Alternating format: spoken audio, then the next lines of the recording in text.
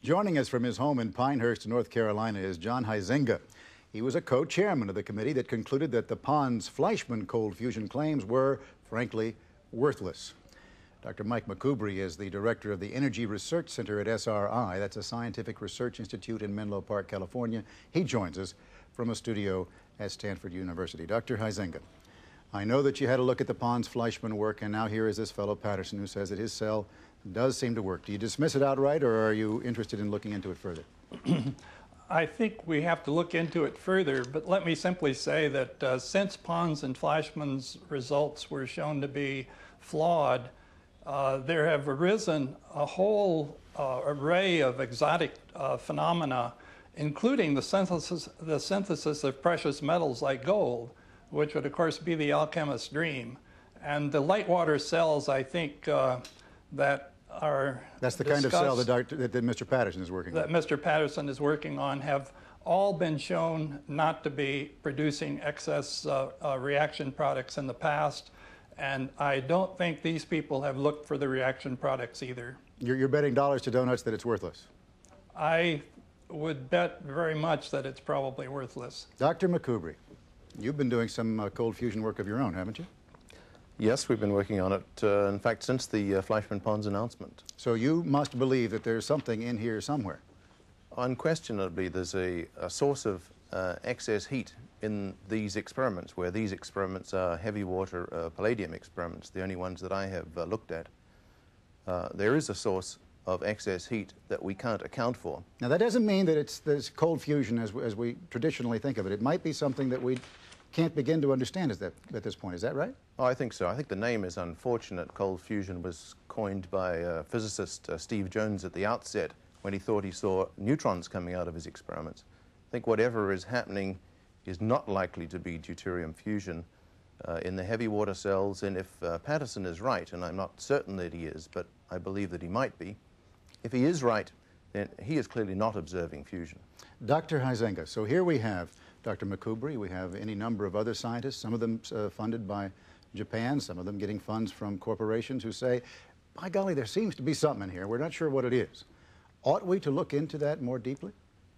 It turns out that mainline scientists have spent hundreds of millions of dollars looking at all of these claims, and no one has been able to verify the cold fusion experiments. The broader question, Dr. McCoubrey, of whether we should be spending the kinds of money that is being spent right now to pursue what some people consider to be a pipe dream, a phantasmagorical idea, and what other people believe really is something.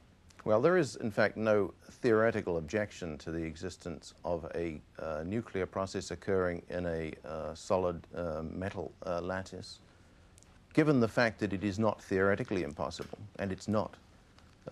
Given the fact that people are observing it in numerous laboratories around the world, I think it would pay us to pay some attention to it, and the amounts of money that are being spent on this research are very, very small. Dr. Huizenga, have you looked at the studies that have been done on the Patterson Cell and these other laboratories? Have you looked at them carefully to review them? I have not looked at them carefully so because how do you know whether the results are well, I've clear or spent not? 5 years looking at all of the various variations of these experiments. And this is simply another variation of an experiment which Mills introduced some years ago using light water. But my point, Dr. Huizenga, is if you haven't looked at these particular experiments, how do you know? I mean, after all, people were trying to fly for a long time before the Wright brothers got up there. Right. I'm simply saying that what I know about these experiments, they're using an open cell, and they're not taking account of recombination. That's completely and there incorrect. Are many, many Completely errors incorrect. that they are making that have not been accounted for. John's complaints, on one hand, are reasonable. There have been no clearly identified nuclear products in any of these experiments. I agree with that completely. His objections to the experimental techniques, the statistical analysis, failing to account for obvious chemical processes such as recombination, his objections there are nonsensical. It's just not correct. Dr. McCoubrey, here we are. We don't know much about all this sort of thing, but we listen to two distinguished scientists who disagree very clearly about this.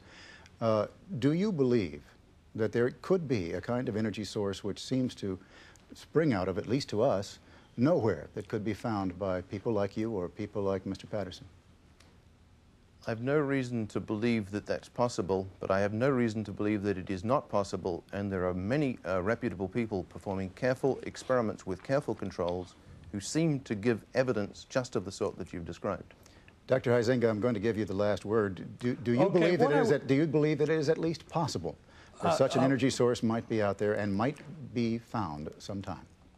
I mean, everything is possible, but in science, one has to have a reproducible experiment which mainline scientists can reproduce, and cold fusion fails this very simple test of reproducibility. Has not achieved it yet. You cannot talk about having a nuclear process if you've not seen the nuclear products and the X-rays, which must be present.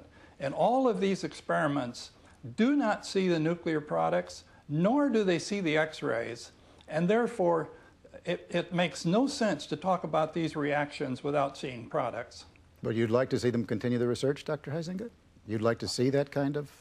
If they want to spend their time doing those kinds of experiments, that's the choice they have to make. Gentlemen, on that point, I think we leave it. Dr. McCoubry, Dr. Huizenga, I thank you very much. And Dr. McCoubry, I wish you well with your research.